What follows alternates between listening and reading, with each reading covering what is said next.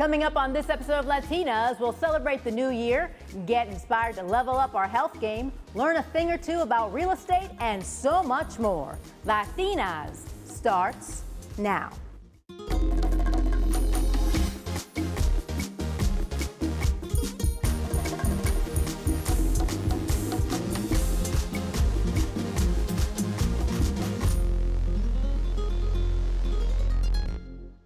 Welcome to Latinas, the show that's all about nosotras, created by nosotras, and I'm Tinabeth Piña. Today, I'm at BrutalBoxx in the Boogie Down Bronx, working on my New Year's resolution of getting in better shape. And we'll have more on how this gym and one of its trainers do just that for everyone later in the show. But first, let's introduce you to Jessica Rosa, a phys ed and health teacher in Westchester who has made it her mission to promote wellness all year long. Correspondent Elena Romero has that story. All right, class, who's ready to color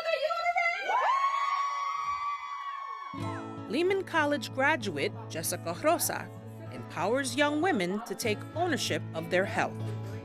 I didn't get the health education that I needed about my body, about who I was, how to love myself, how to push for best. And I wanted to share my journey of finding self-love and finding who I finally was. So how did you decide in becoming a healthcare professional? So health has always been so dear to my heart. Growing up, I was a swimmer, so that was a way for me to stay active and to stay out of trouble in the area that we lived in, which was El Barrio Spanish Harlem. Shout out. Jessica transformed her passion for health into her own business, NUERA. So talk to me about how NUERA Women was birthed and born. I landed an opportunity to be a health teacher, and the questions that they asked when we got to sex education was so interesting. And I'm over here 22 years old, I'm like, what? And that sparked. I said I needed to do more because it was a journey for me to learn more about sex ed for myself and for our youth. Because how many young individuals, especially Latinas and women of color and girls of color, are missing that education that might not be from home. To say, hey, is your period heavy? Not normal. Are you having a lot of cramps and you're very tired and fatigued and you cannot go to school, which means you're staying home to not get educated? Not normal. But yet we stay quiet because we don't want to express how we feel because we're like, yeah, nah, that's incorrect. No, go home, put an ice pack, you good. And that's not right. The married mother of two hopes to serve as a role model for young generations, inspiring them to make their health and wellness a priority. What do you hope to accomplish with NUERA Women? So the journey with that, it started with 9 students. I created a curriculum. I created a syllabus. I said, let's go. And the second year, 2023 school year, 2 classes, 44 students. And today, by the grace of God, we have 3 sections with about 72 students. So what I hope to accomplish, number 1, is to create a beautiful community. I want everyone to come together from all ages and to make sure that everyone is seen, everyone feels loved, and everyone is connected in some shape or form, and to connect through many different topics that it's hard to talk about. For Latinas, I'm Elena Romero.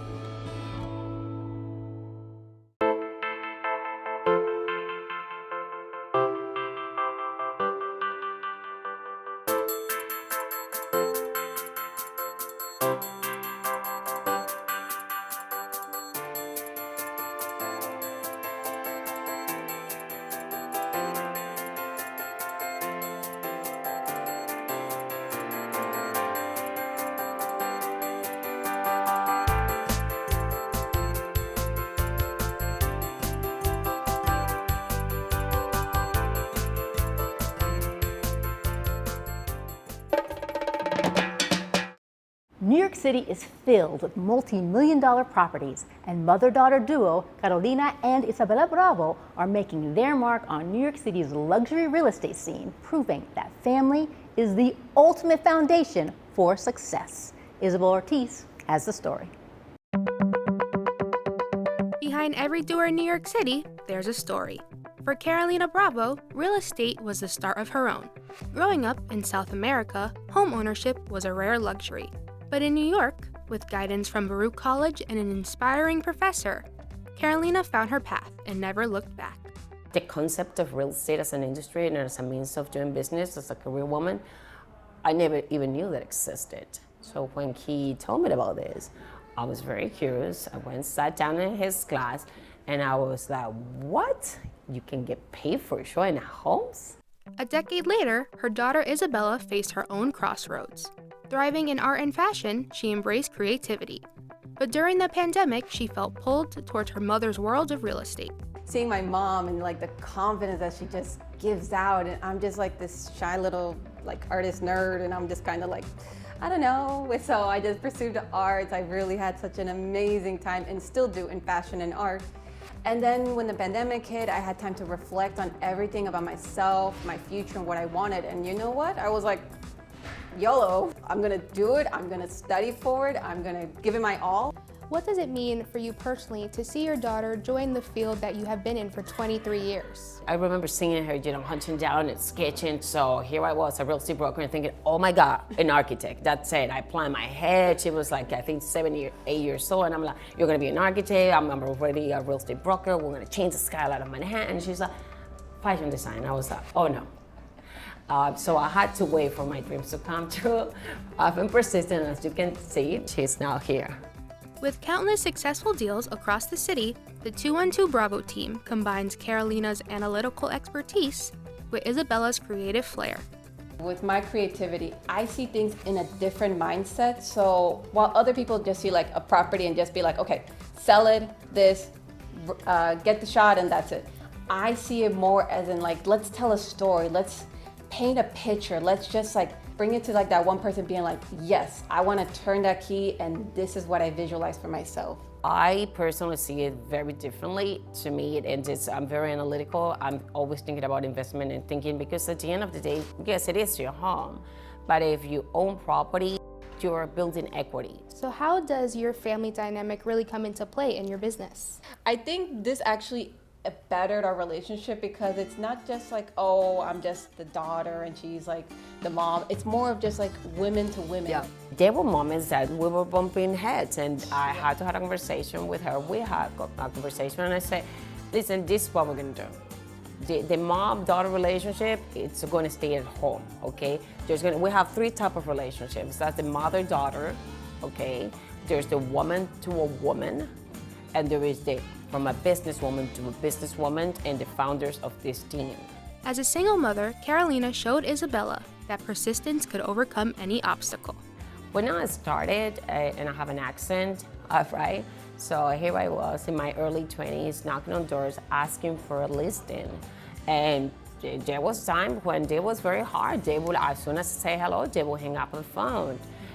Or I would sometimes show up at the door and they would say, yeah, I don't think that this is a property you can sell, and they would close the door on my face. But I never took it personal, even though I could have taken it personal and say, oh my God, this is to me. I said, you know what, I'm gonna take this and turn it into fuel. Their strength as a mother-daughter team resonates deeply with their clients, especially families looking for a place to call home. I think that it really goes very much along with residential real estate, because when you want to connect with families, you're working with a family here. So if there's any other team out there that can better understand the home that you're looking for your family, it's a mother-daughter duo. For Latinas, I'm Isabel Ortiz.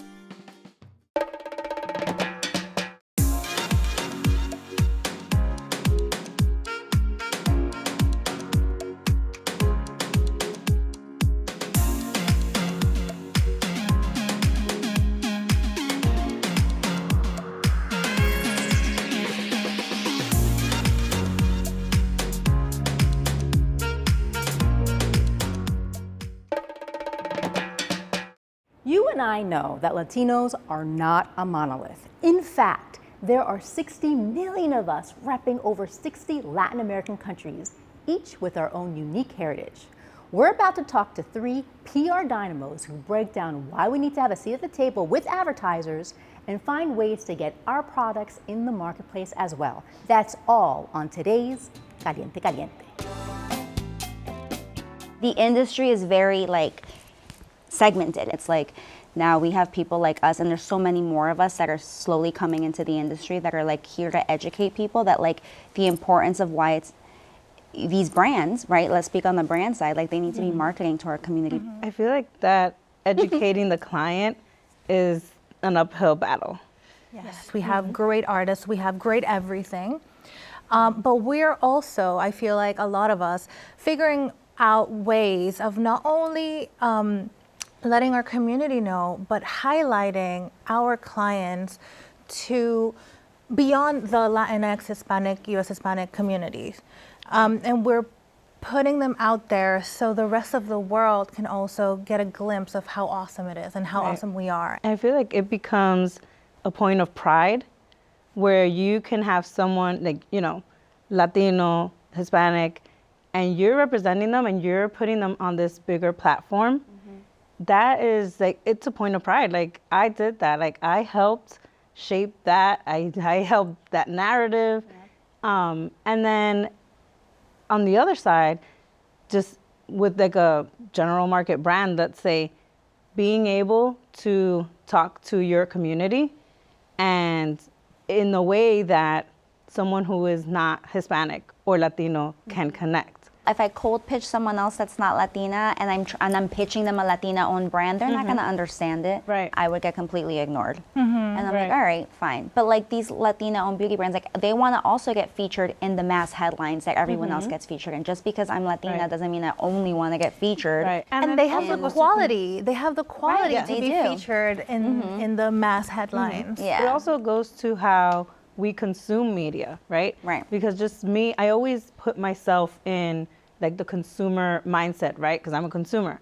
So I consume media. I consume Spanish media. I consume general market. Like I'm reading Vogue, just like everybody else. Like why is it like I want to see brands that resonate with me there? Okay, we'll see our roundups like Latina-owned beauty brands to shop this month during Hispanic Heritage Month and forever. I'm like, okay, if I see that headline one more time, it's funny.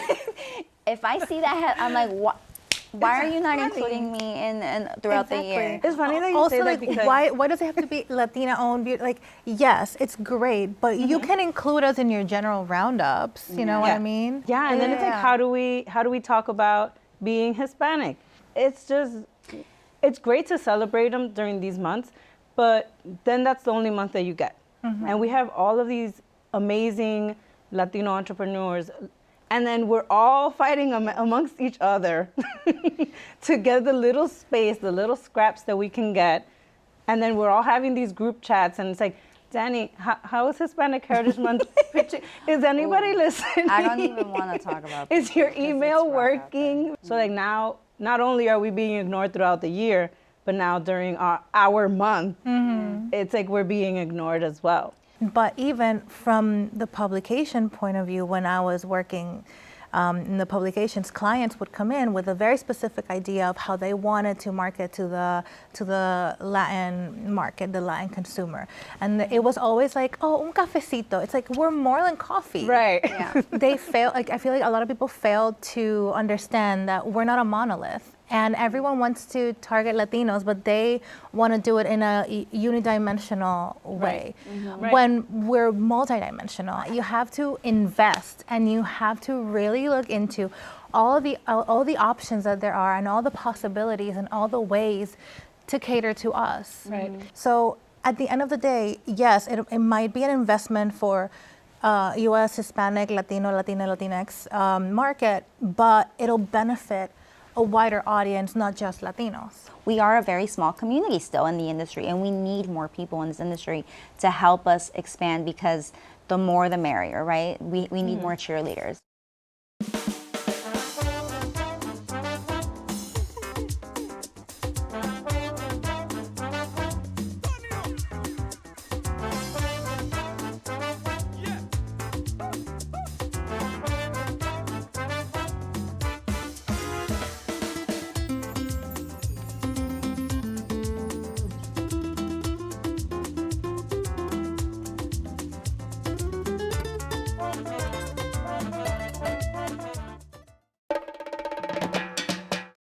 Imagine embracing the journey of motherhood and a vibrant musical career. Argentinian artist Juana Luna does just that, and that's why she's today's Latina on the rise. Cuando salí de La Habana, pena me dio. My name is Juana Luna. I'm a singer-songwriter. I'm also a community artist. No fui yo. All the members of my family, almost all of them, they play the guitar and they sing. Also, I had very musical grandparents as well. And I learned a lot of songs from them. And all of this music eventually became central in my life. When I came to study to the US, I studied classic harp during my time at Berkeley. I didn't end up pursuing that because I realized that I loved to sing and to write songs.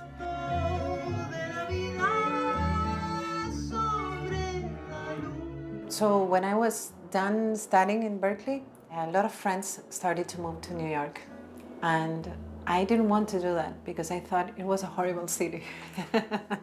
It was too big, too loud. I was like, why do people like New York? And 11 years later, I still have that conversation with New York. And it's a wonderful place, I have to say. It's the dreams that people have, the visions.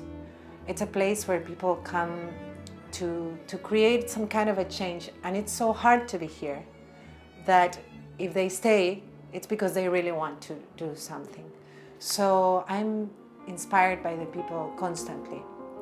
Y la luz de la mañana que entra por mi ventana cielo. 1 month ago, I had the album release of Canciones en Blanco y Negro, and it was very special.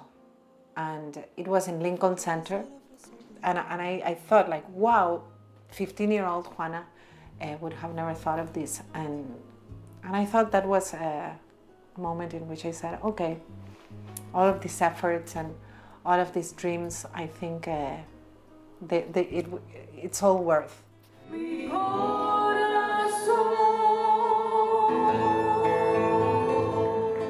This album in particular, it's true, it sounds a little bit old sometimes, and also my voice, and I've been told that. And I think that has to do with my grandmother, whose name was also Juana.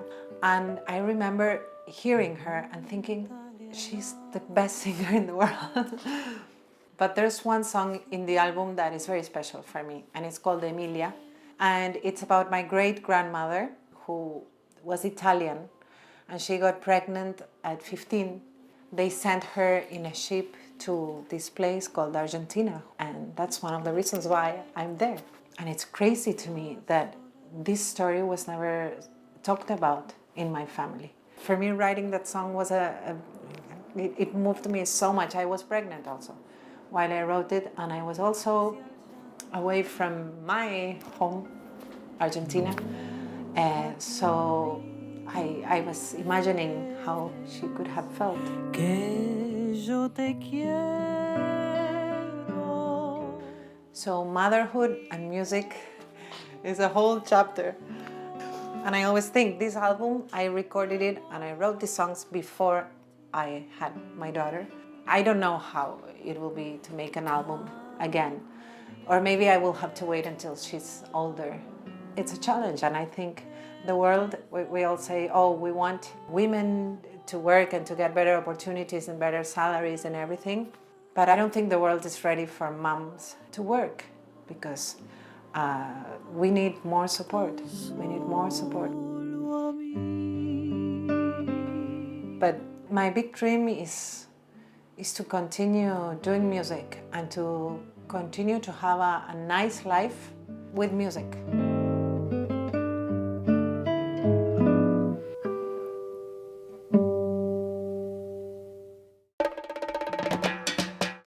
So what changes are you going to make in 2025?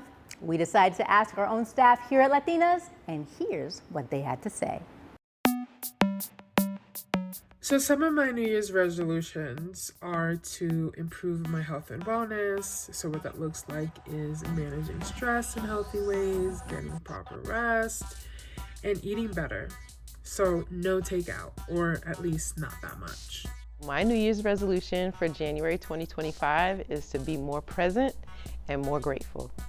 I had 3 New Year's resolutions. First one is to text messaging less and talk more over the phone with my family and friends. The second one is to be less opinionated, less people talk. And the third one is to learn cha-cha-cha.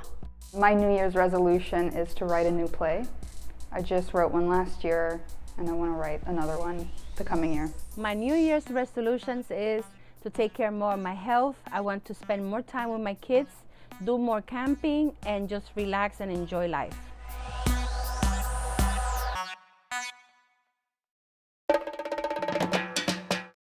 For many of us, getting in shape is a go-to goal for the new year.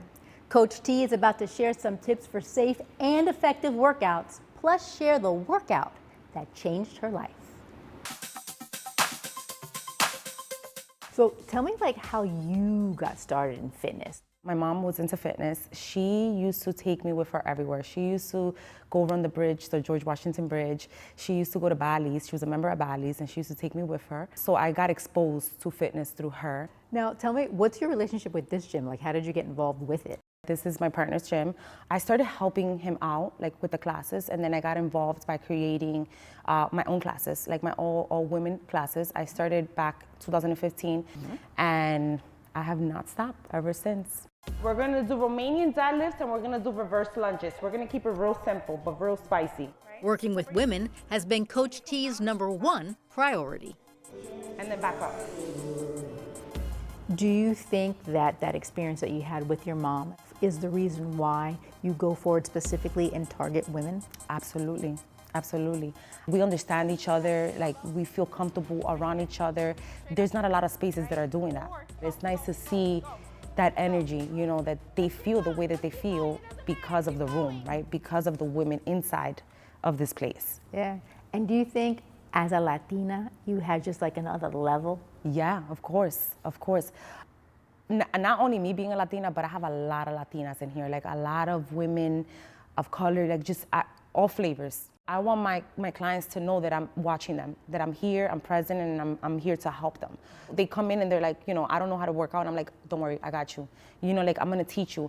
And they leave and they're like, I'm coming back next week. And then they've been coming. Can we just give a shout out to Mama right here? And this is my safe haven. Coming to T's class, knowing that I do have a support system, and it's just my outlet to just work out, and whatever I was coping with throughout the week, I know that I can come here. Coach T even offers discounted classes to make sure every woman that wants to work out can. For my HIIT classes, they're just $7. Where can I find a cheap class that I could afford, right? Where I can stay consistent. So to me now it's now that I am doing that, why not give that back to my community? In and out, in and out, in and out, in and out, in and out, let's go! Well, I'm a stay-at-home mom with 3 children, so being able to come here and do something for myself definitely relieves a lot of that stress. Life is hard, there's so much going on, and at least for me, I know that through fitness, I've been able to beat depression and beat, feeling down. When I have these people come in the door and then they're like, wow, I felt so good. That's a good feeling, to know that these people feel good doing this. Sure. And you touched on a really important point, how being physically fit can help you be mentally fit. Yes. Let's talk about that a little bit more. How did you even discover that? I was in a very dark time when I lost my mother. It was my sister and I, we were young. We were really young, and it was kind of we had to survive. It's okay. I'm sorry. It's okay, it's okay, it's okay. During that time, I was all right, I was in a very dark place. I started working out, running, walking, and I started to see the change in my energy. I still had, I'm not gonna tell you that all that went away, but I started to see that feeling of I'm feeling better. I had more energy to wake up. I was able to climb out of that dark hole through fitness. Like working out is my sanity. Like that is what keeps me focused because, you know, it's been so many years and my mom has passed away, but life is still happening. I'm finishing my master's now, and then I'm also teaching these classes, and I have online clients, so it's a lot. So I still have a lot going on, you know, and there's times that I feel like, oh, here we go again, like I'm going into that dark hole, but when I do work out, it's just a breath of fresh air. It is that light at the end of my tunnel.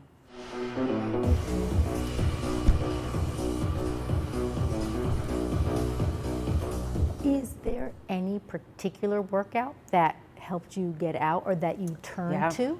CrossFit. Why? What's with CrossFit that works for you? I wish I could explain what it does for me, but it's like when I'm here and I'm working out, I have no thoughts. I'm actually like present. I'm present in like what I'm doing.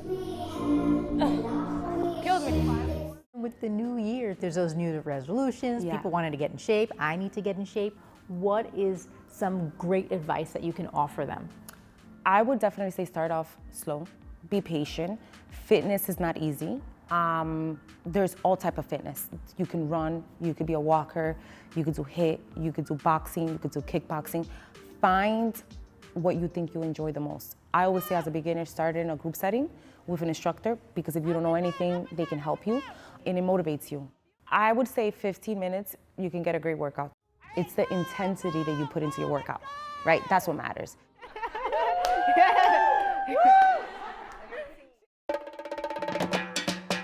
And that's our show for today. For more information on what you just saw, check out our website at tv.cuny.edu and follow our social media profiles. We even have a CUNY TV app now where you can watch us anytime, anywhere, on the go. So definitely check it out and download it.